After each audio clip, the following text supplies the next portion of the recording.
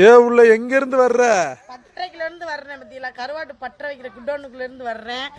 என்ன கடை கருவாடு மத்தி கருவாடு காய போட்டிருந்தோம்ல, மழை மேகமா இருக்குது. சொட்டு சொட்டா மழை விழுந்தது. சரி கொஞ்சோண்டு தண்ணி விட்டுருந்தாலும் ஏதாவது புழு வச்சிரு நம்ம பேக் பண்ணி அனுப்பும்போது, அதான் விரசிக்கா ஓடி வந்து எடுத்துட்டு போய்கிட்டு இருக்கு. என்ன கருவாடு பார்க்க போறோம் பார்த்தீங்கன்னா, சட சட சட சடன்னு காய வச்சு பயங்கரமா கோவா நெத்திலி போட்டு வச்சிருக்கோம்.